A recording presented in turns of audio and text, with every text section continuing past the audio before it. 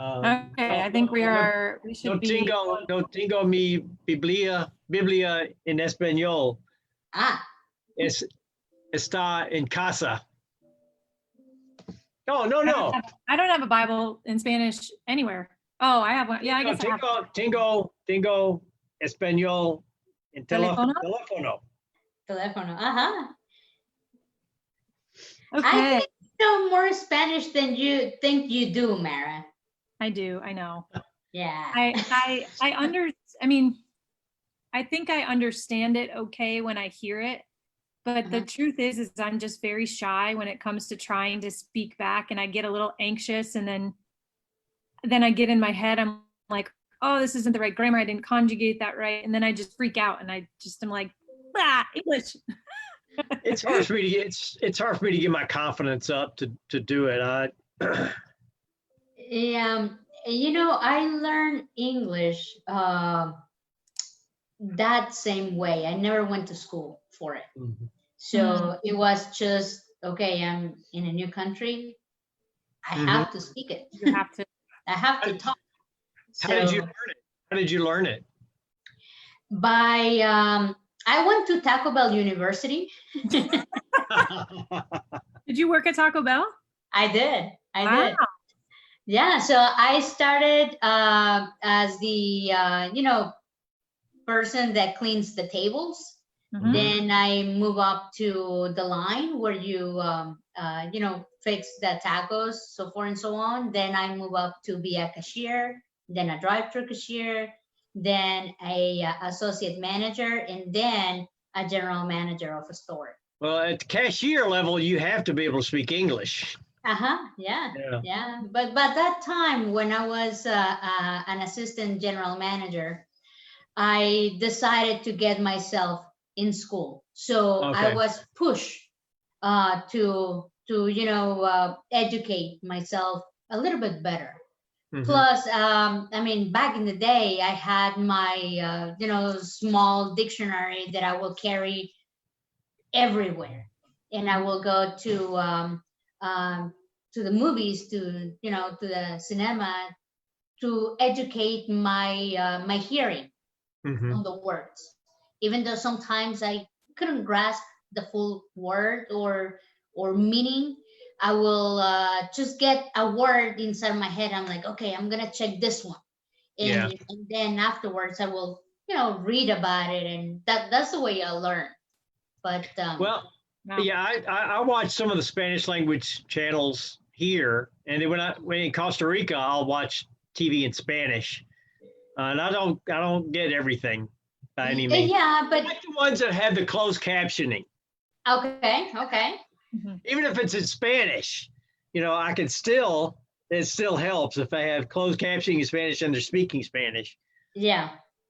Then I'm in good shape. Okay, take it away, Mark. How do I say? ¿Estás lista? Yes. You just said it. Soy listo. Just said it. Estoy listo. I just guessed at that too. So. Estoy listo. Yeah. Okay, let's start with our preamble like we do everything these days, just to make sure everybody knows that we love and respect you. So you can say it with me, or you can just listen. I'm going to mute. Actually, let me do the first part, and then Betzy, can you do the second part in Spanish? Oh, sure. Cool. Okay, and then I'll close us with the last part. Okay. We at Oakland believe that everyone deserves to be loved, heard, affirmed, and respected. Aquí en Oakland United Methodist creemos que todo esto es posible si la iglesia escucha, aprende, aprecia la diversidad y ama a Dios sobre todas las cosas y a su vecino como nosotros mismos. Therefore, as individual parts of the church, we pledge to move towards this corporate reality so that the church can be a voice for the voiceless, a home for the wanderer, a respite for the weary, a balm for the hurting, God's presence in the world. Dios, how do you say, ¿cómo se dice presence? Dios. Presencia de Dios en el mundo. Presencia de Dios. De Dios en el mundo. Awesome. All right.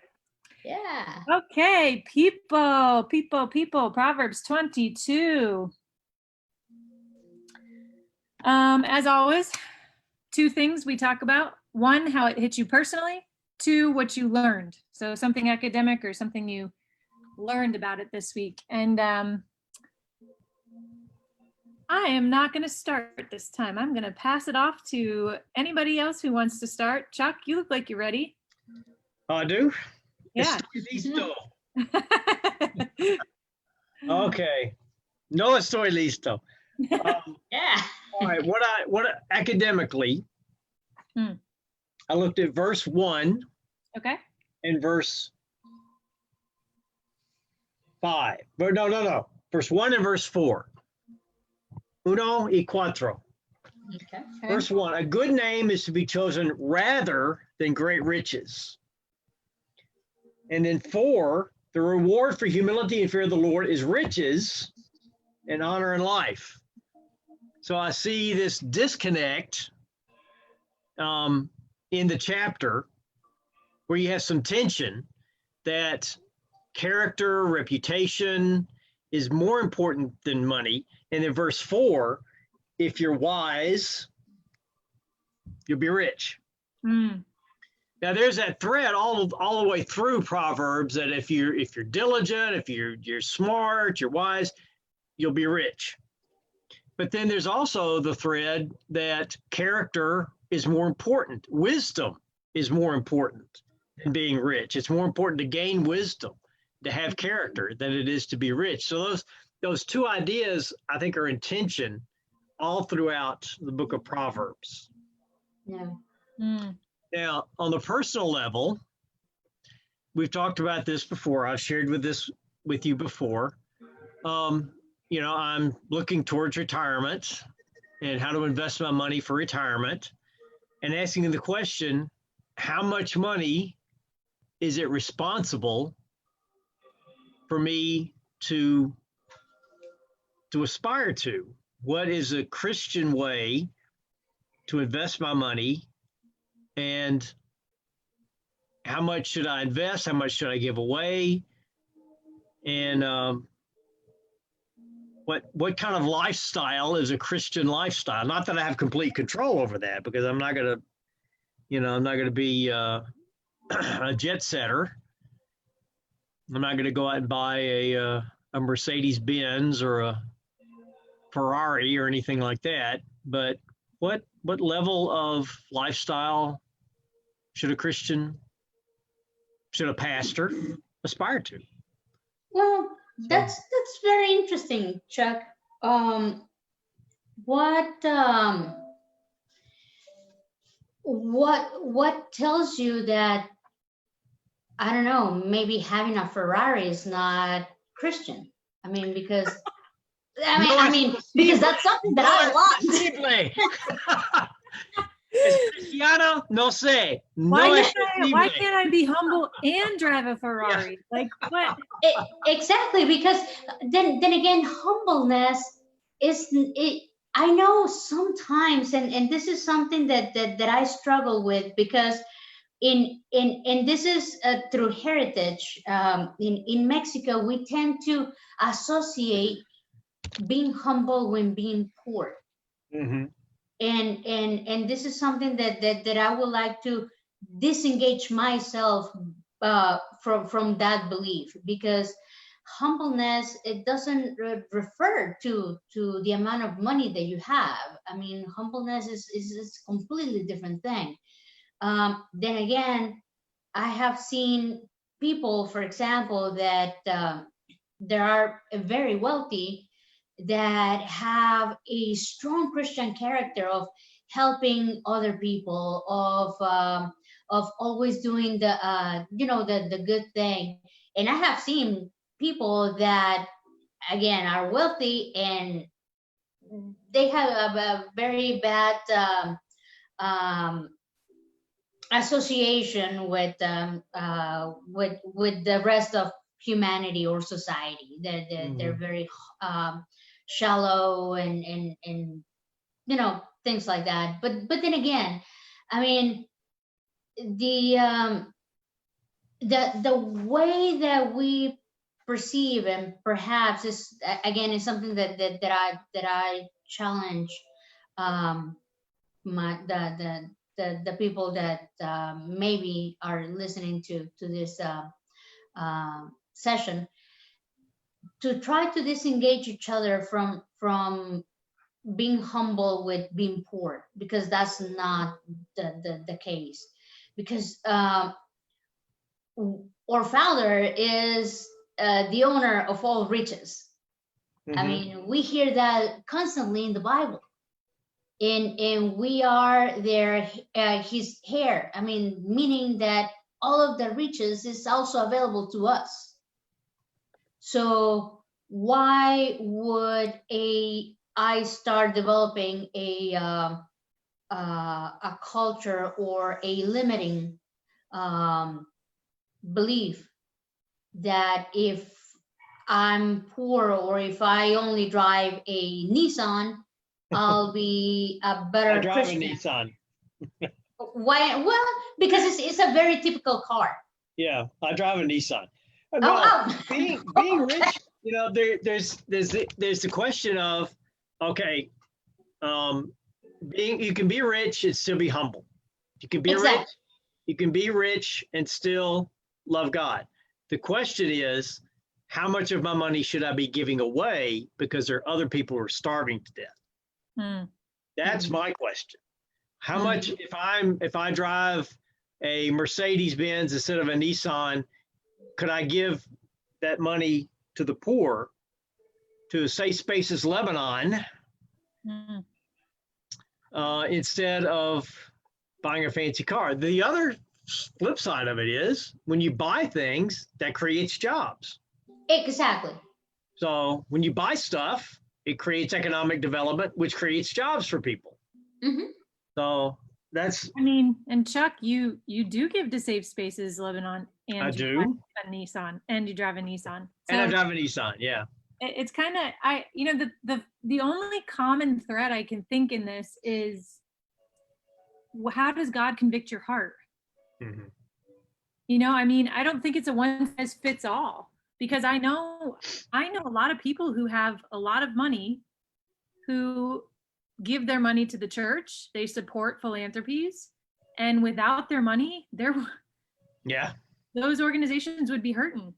And so there is, you know, kind of a purpose for everything under the sun. There is a designated purpose, and it's probably going to look different for each of us. I don't mean to be trite or reduce it to such a simple thing, but could it just be a matter of, you know, in our humility, God might convict us differently? Like in my humility, my conviction might be, I am stingy with my emotional availability.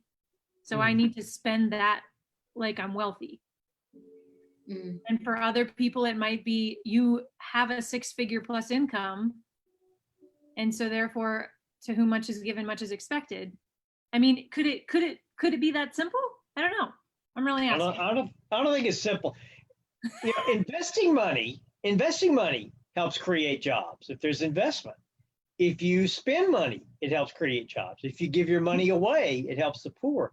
So my question isn't, oh, I'm gonna cash out my Roth IRA and give it all away.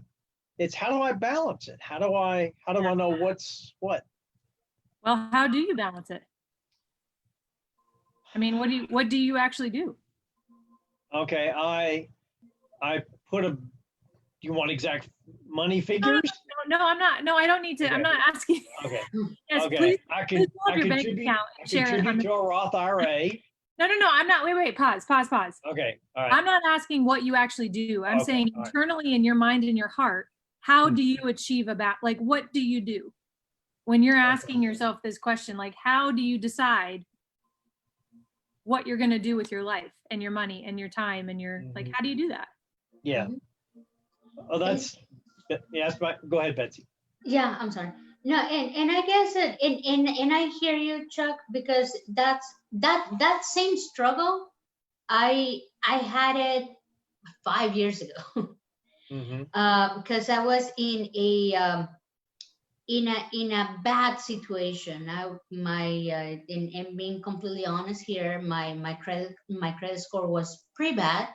I didn't have anything. I was at that time I was homeless, and well, homeless as in this property, this space does not belong to me. It belongs to my sister because I was living with my sister.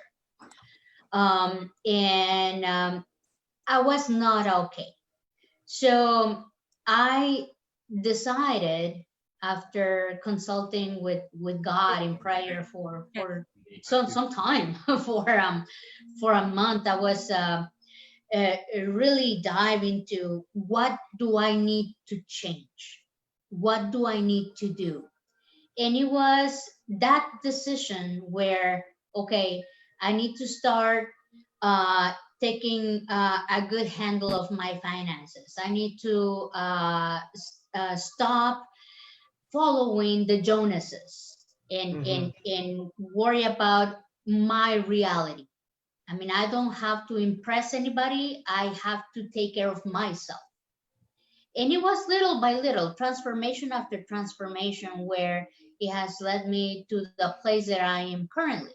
I'm not saying that everything is perfect, but I'm in a better financial situation. So what do I mean about this, or where do I want to go, is that everything is individual. I mean, what worked for me may not work for you, may not work for Mara, but this transformation was by a decision I made, and again with a team effort with God and the Holy Spirit, because that the knowledge and wisdom that I got from that desert has helped me through my current day. So, for example, I mean, I one of the things, and it's funny because one of my goals in 5 years is to own a Ferrari, because I love cars. That's one of my passions. So you really had that dream outside of this conversation? Yes. Chuck, did you know that? No. Yes, I do. And it's so funny because I'm like, hey, wait a minute. What would owning a Ferrari do for you? And that's the thing. It has been a dream since childhood. Okay.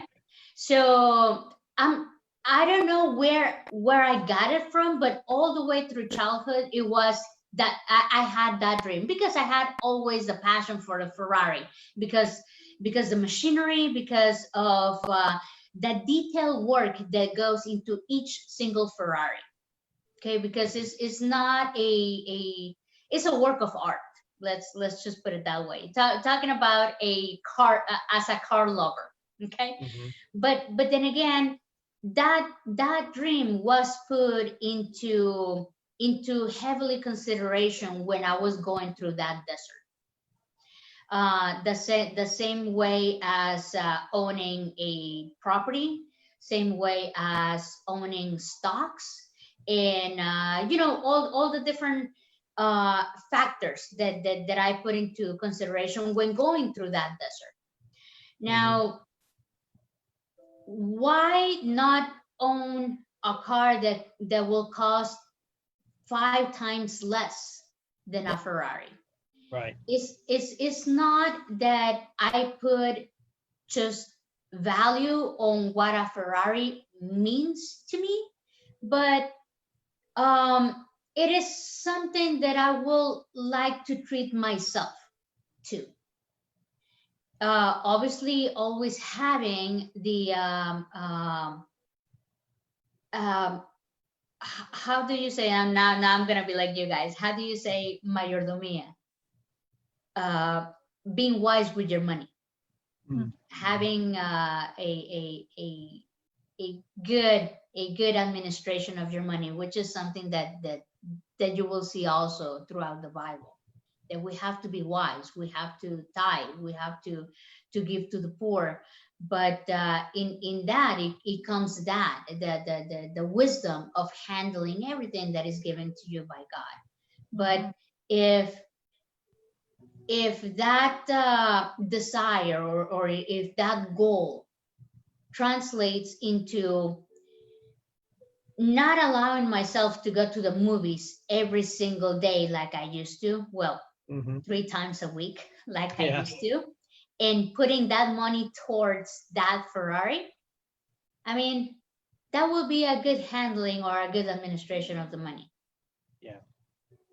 And also seeing that Ferrari not as a liability as it is a typical car, but also as an asset. Because of the value of the Ferrari, the depreciation of it is way much less than a typical car, or for example, the truck that I drive right now or currently. Okay. I ask those questions because I know the way we handle our money is a sign of our faith. It's a sign of our obedience to God. And it says something about our character. And if I make it all about me, then I'm being selfish. But so I'm trying now to answer Mara's question, what do I do? I'm just really sort of on autopilot. I set a certain amount that I'm going to have put in my account at SMU, and then I put wait. I don't like where this is going because I did not ask you how you're spending your money. All right, I know. I'm not challenging you to prove that at all. No, I'm just answering your question. It's on autopilot. And could I take some of the money that I'm putting away and give it to Safe Spaces Lebanon? I don't know. I could. I would be less comfortable in retirement. You know, I think there is something that I struggle with myself, as well as like in conversations with people of this. Somehow we've come to this place where we think, this goes back to what Betzy was saying earlier, that humble in heart must mean poor, must mean suffering. Like there's some kind of, I know, and we're all shaking our heads, but every conversation we've had about Proverbs, we've talked about money. Okay. And I think that's because it is such a big deal to try to figure out how, especially in a country like we live in that is pretty wealthy in the global scheme of things, you could be standing next to somebody who drives a Ferrari while you are homeless. I mean, the proximity is there. In fact, I was reading something a couple months ago before the pandemic started about how technology has actually had a weird effect in countries that receive charity from the US because they're seeing the level of luxury that exists here. So before they had access to social media, and before they could see the Kardashians in their 20 different cars, and before they could see, what a Hollywood celebrity mansion looks like in the Hollywood Hills, they were kind of grateful for what was being provided for them. But then as soon as they saw the actual wealth and realized in comparison to what they're getting, it's really nothing. It changed a lot of what the expectation was from. And I should dig up that article because it was really interesting. It wasn't a criticism on the actual charity aspect. It was a criticism on what social media has done to inform the worldwide audience in a way that people didn't know before. But So was it a change in a gratitude energy towards, yes, I'm being grateful that you're giving me this, and now it transformed into a, why are you only giving me this?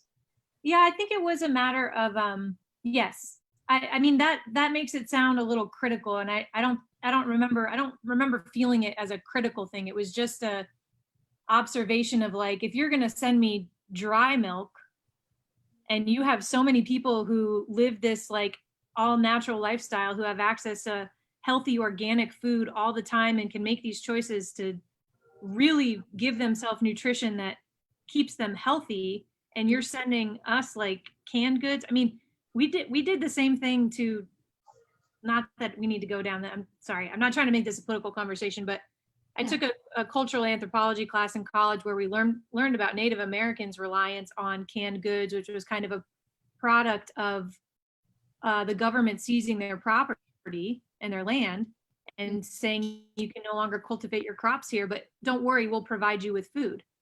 And they provided canned processed food, which increased the rate of diabetes among certain indigenous people, most notably the Pima North Americans, which have like it's almost like a pandemic or it's a lethal disease among that people because of their switching to food. So anyway, I don't know. All I'm saying is that there seems to be this like idea that if for some reason we don't have money, we are less fortunate, or we're destined to suffer because we don't have money, or I don't know. I don't know. This is what I'm trying to say. Maybe all that to say, the other side of it, where having money is a good thing, has somehow become unchristian. Or having nice things has somehow become unchristian. And yes, there is a huge disparity between the person who can eat vegan because they can afford it versus the person who, can only live on canned goods because that's what was provided for them. That's a problem and that needs to be addressed. But does that mean that the person that can afford to buy healthy food and feed themselves and live that lifestyle, like is it appropriate to say that they are somehow selfish or ungrateful or, Yeah. Some people do get their money by being selfish. No, that's true. And some people get their money by oppressing other people. Yeah, and that's something that we read actually in this chapter. Mm-hmm. Yes, yeah, it comes up in this chapter. If you get your money by oppressing the poor, that's wrong. Mm-hmm. By exploiting the poor, that's wrong. And then it's not, to me, the question is not humility. The question is more, how do I love my neighbor? Yeah. How do I love my neighbor? And if I see my neighbor barely scraping by on canned goods, and I can buy whatever I want at the grocery store, am I loving my neighbor? Yeah. And what level of nutrition is appropriate for me if I have some choices to make? And that's, I don't have any set answers to this. These are things I'm always asking. But I think that's where it gets kind of interesting, is what is appropriate for you might not be appropriate for somebody else. Yeah. Correct. Like for, and I think we are so private about our money. It's not something we talk about in this country openly. In fact, when I used to work at SMU, Chuck, one of the things I did for onboarding students was an international orientation for students coming to the country for the first time for school. And we had John Wheeler, who was the director of ESL at the university, would come and do a session on like cultural expectations. And among some of the funny things were like, when an American says, let's have lunch, they don't really mean it. Don't expect an invitation to actual lunch. It's just like a pleasantry. Or don't buy a woman flowers because it's seen as a romantic gesture. And it was so interesting to sit in the back and kind of listen to the students. You heard like the crowd kind of reacting to this. But one of the things they said was, do not ask an American how much money they make. It is considered rude and personal. And it's not that conversation is not considered rude and personal in a lot of other countries. Really? He made a very explicit point to say, do not talk about how much money people make. It's not, you're not going to be received well. It's considered intrusive and which I always thought was so interesting of what would it look like for us to be more open about. Yeah, and this is something that corporate America is working on. Really?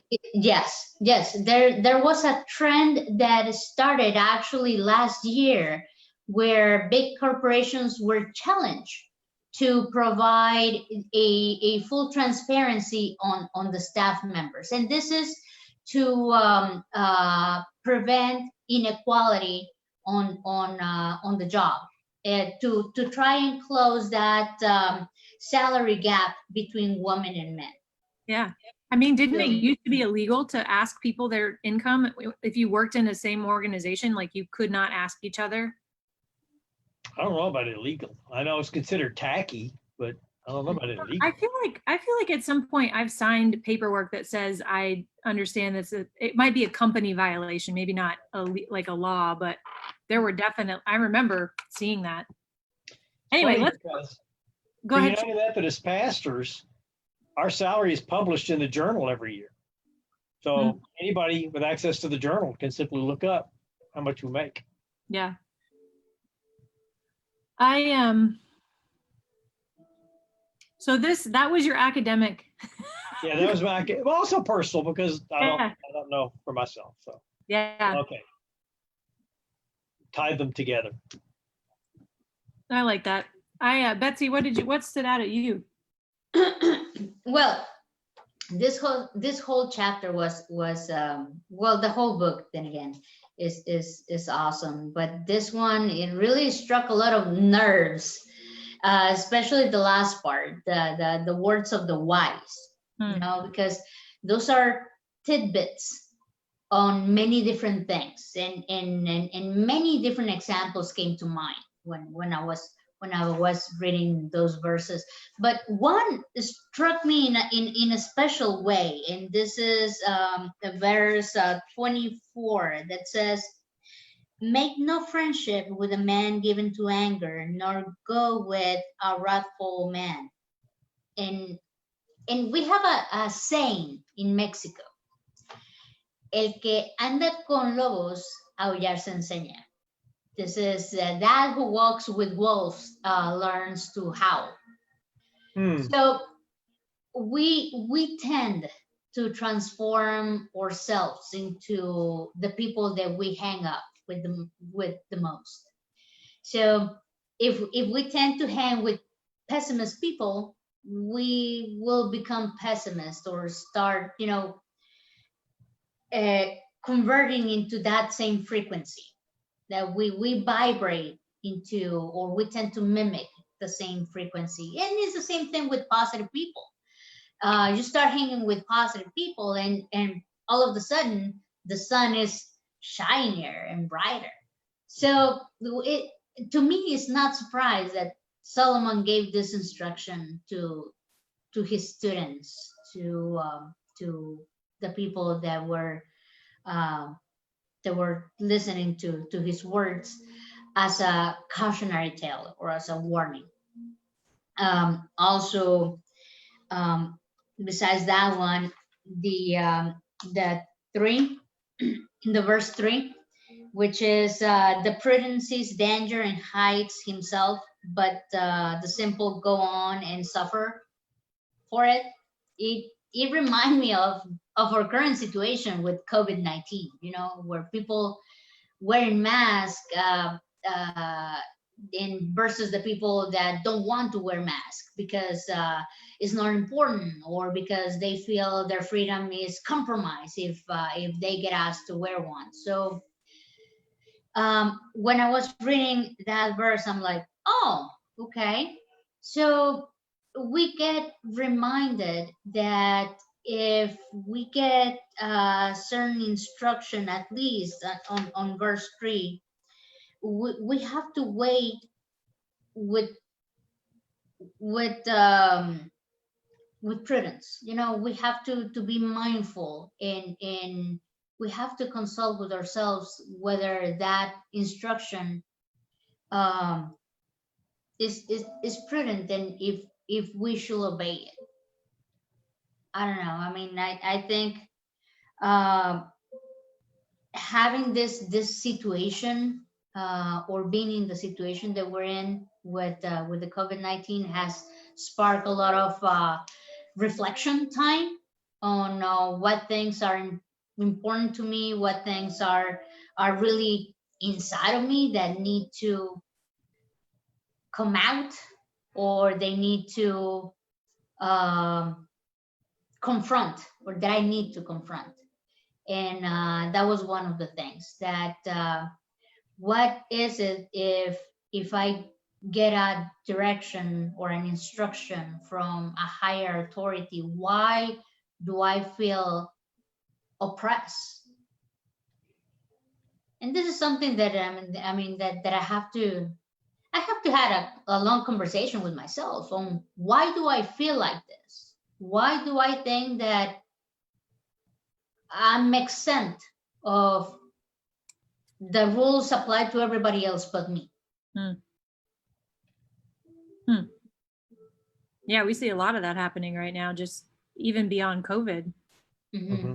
I mean, we do coffees in the morning with pastors, and Chuck, you weren't there, but we talked a lot. A lot of the people that were there were either part of the book study last night with Reverend Dr. Michael Waters, or had, like, John Haraney came and he wanted to know what happened.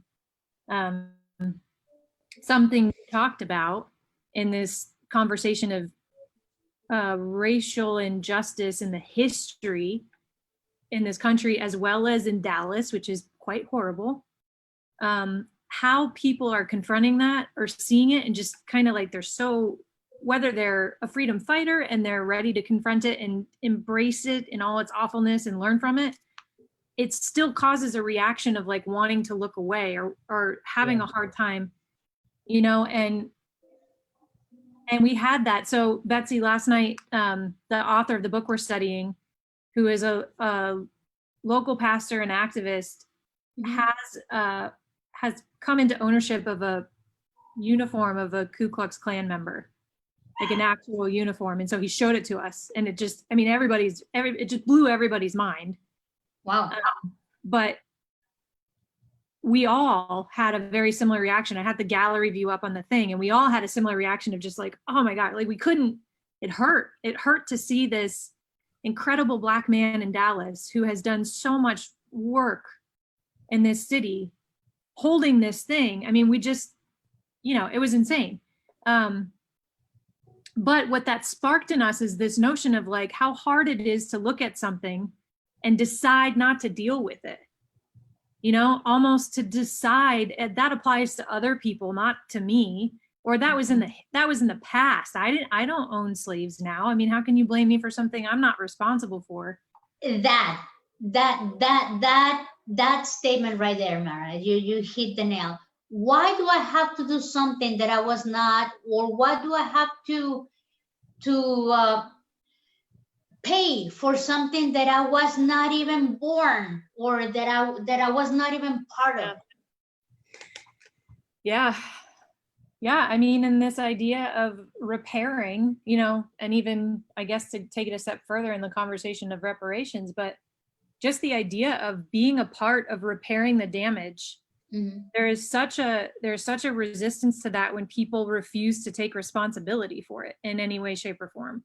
Yeah. And it's the same with I feel the same thing with the people who are having a hard time with mask wearing and having a hard time with sacrificing their freedom so as to keep other people safe. It's like this idea of corporate healing and wholeness. Like, where is your participation in that? And maybe, Chuck, that Corporate even identity. that kind of wraps in this notion of money too. Mm-hmm. Like, if you're not invested in the corporate well-being of people, it's a lot easier to just keep your money for yourself. Right.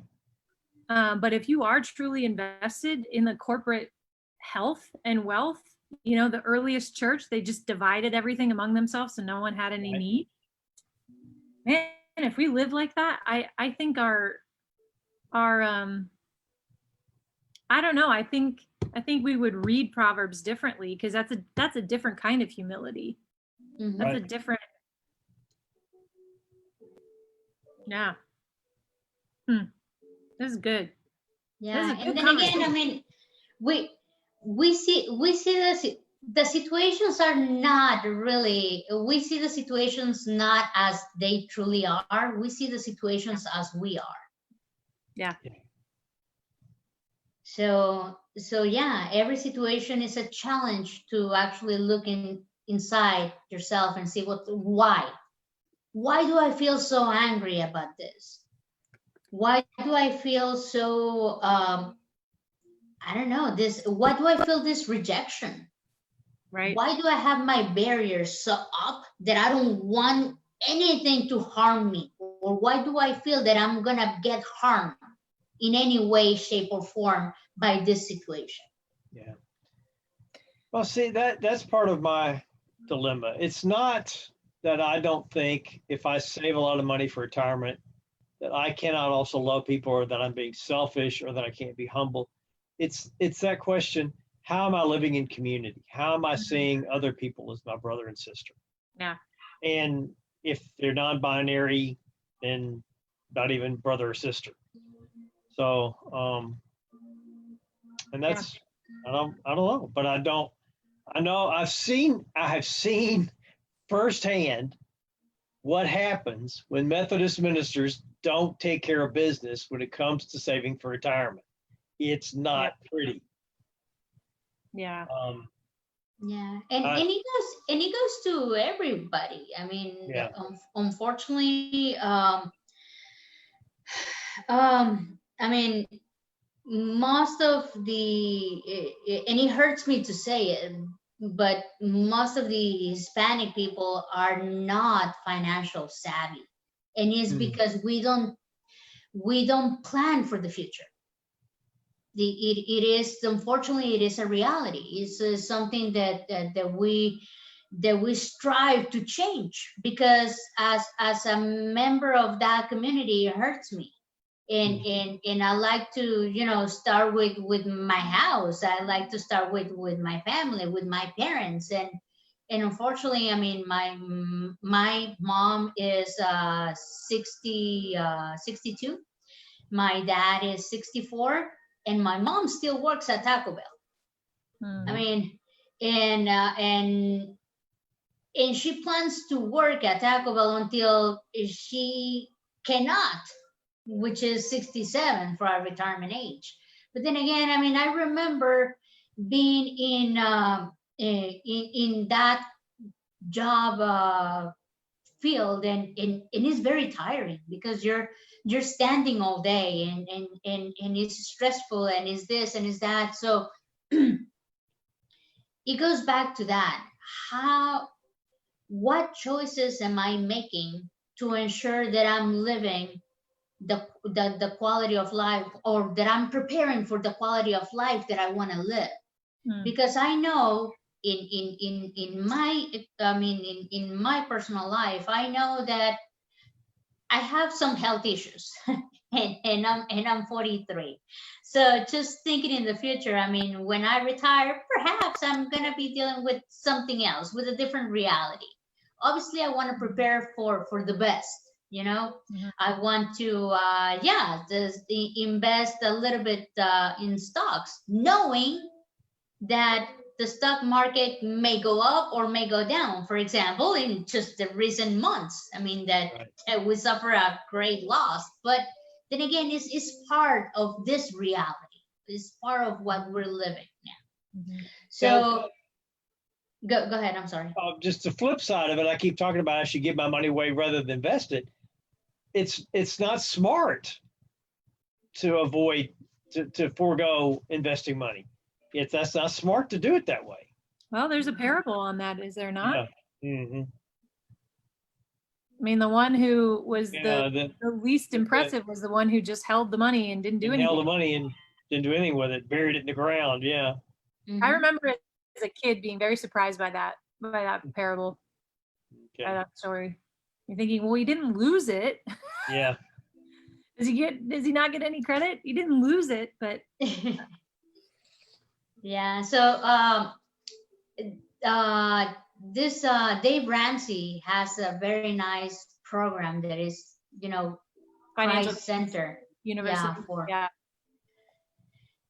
So Yeah, that I took it some years ago, and it was part of that desert that I was going through. So Yeah. he helped me.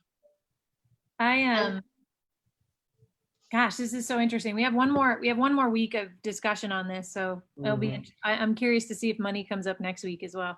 I think I will try to steer us away from money next. No, I mean, I think it's just a really, we just don't talk about it, and there's no reason we can't. Chuck, in you've the- heard in- me in prayer time about money, and just, at my age, realizing I could pivot into a different career. I'm young enough still, and I could make twice as much money as I'm making now.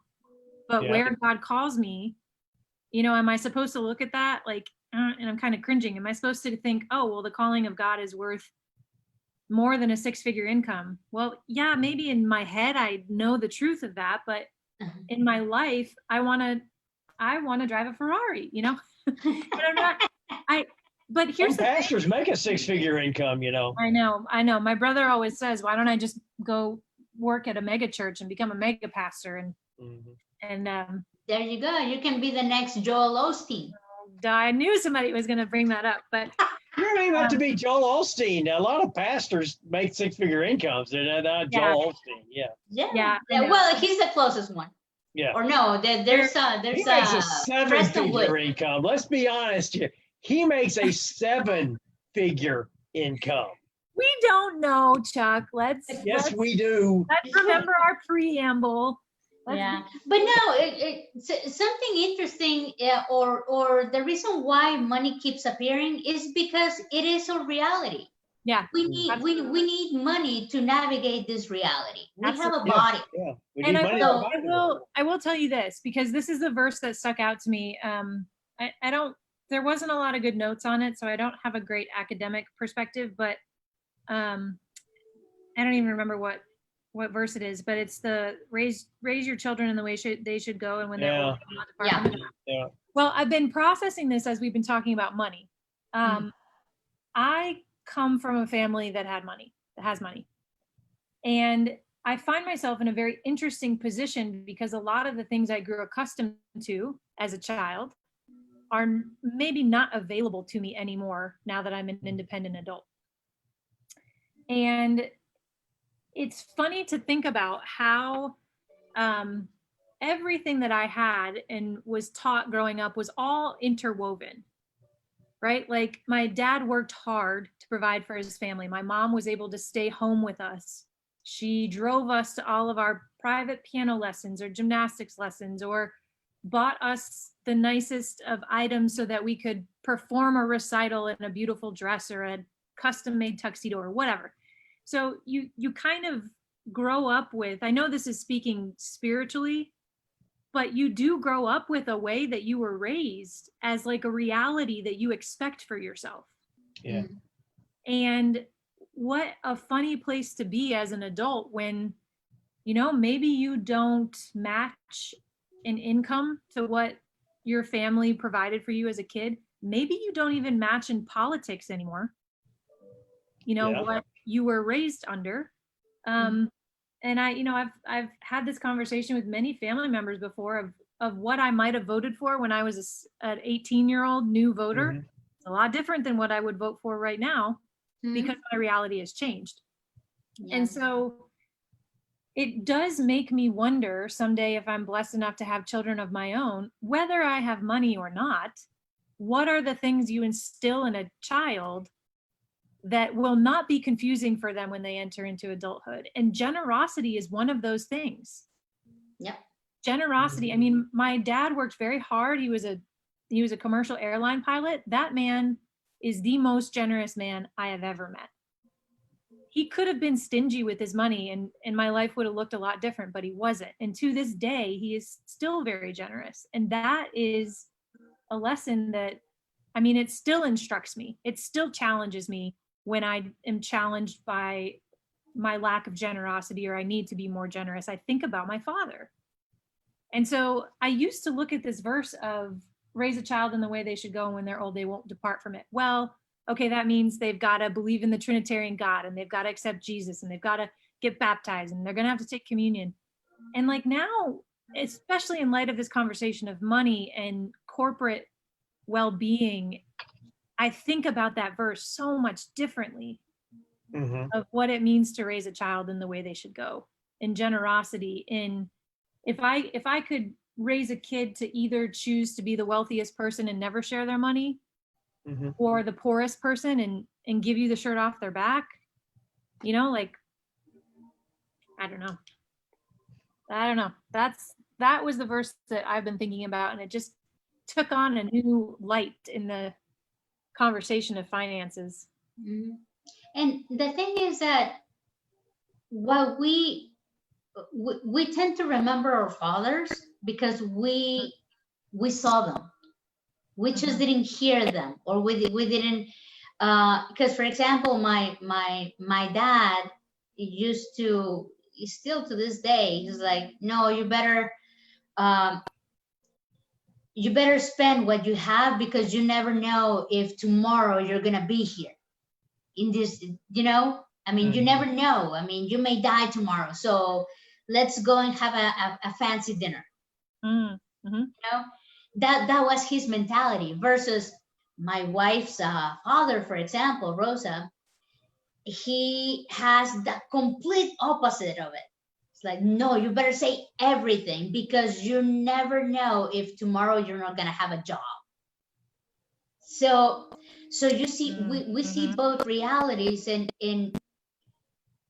you start making the decisions on your own, on what you want for your life. And it's the same thing as you mentioned, Mara.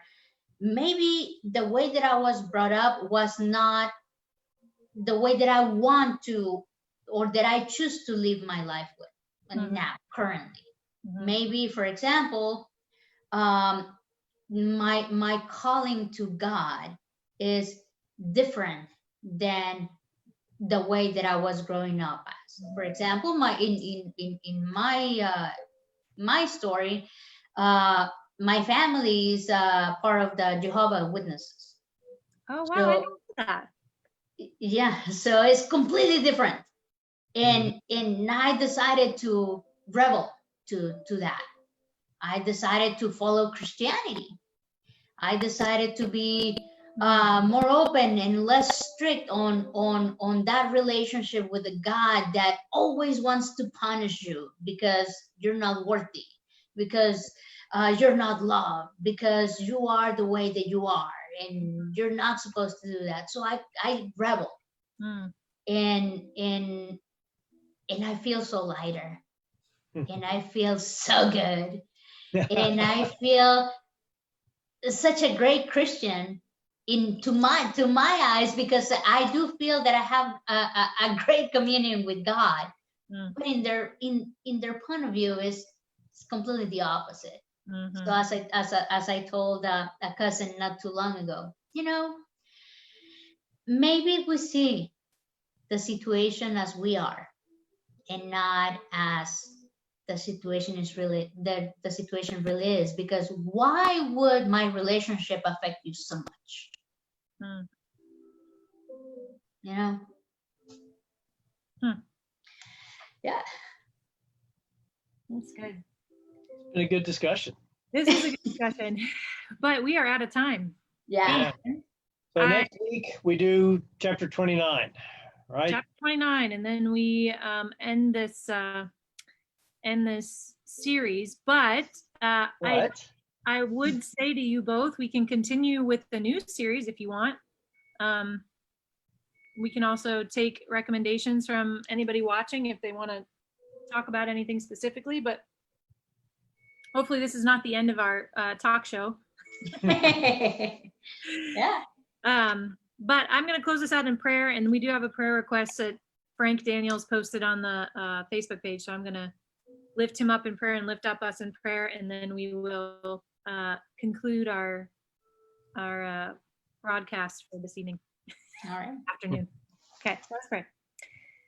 God, we thank you for this discussion. I thank you for Chuck and Betzy, and I thank you for our desire to hear from each other and learn from each other, and just create a space where we can actually talk about things that are real and human perfectly normal responses to your scripture, which sometimes jumps out at us and is easy to understand, and other times we scratch our heads and seek you deeper, more deeply, for what the true meaning is. And so, Lord, I would just pray that for each one of us who have convictions of our own, we all have differences of opinion on how we handle money and what money means to us, and how we use our money and our finances for your kingdom, what it means to be a Christian and to have money and to steward that money well. That's what stewardship of our resources, not just our money, but our resources. And so I just pray that you help instruct us to be contributors to an overall good, whatever that looks like for each one of us in our individual lives. Lord, I do believe that you can drive a Ferrari and you can contribute to the overall good. I do believe that you gift your children with good things and that we can celebrate that. And so I just ask that you show us where in our lives we can be grateful for the good things that you've given us. You have showered me with blessings I don't deserve and have not paid for. And I've seen your blessing and your hand upon Betzy and Chuck's life as well, and a lot of people in our church. So show us where we can give you praise, but help us to not ever reserve our desires from you, because you are a God that can accomplish anything. Nothing is too small, nothing is too petty, nothing is too human for you, and our desire and our wish and our transformation. So I just ask that we're bold in how we communicate with you. And I do lift up Frank, Lord, in his prayer request. I pray for him that he would have safety at work and strength and focus and energy. And Lord, he's asking to be positive and faithful in this time. And so I just pray that you hear him and you provide that energy for him. Provide an energy for him that radiates out from him to other people, that other people will want to know, wow, how does Frank stay positive and faithful in this time? How does he have the endurance, and how does he have this kind of favor? And that they would want to know you because of the way Frank just shines with your glory. And so I thank you for this group. I thank you for this time. I pray that you're with us going into the rest of the day and tonight at our town hall. And we just lift all this up in the name of Jesus. Amen. Amen. Amen. Thank you. Thank you, Mara. Guys, see you Thank later. you, guys. Bye. Bye.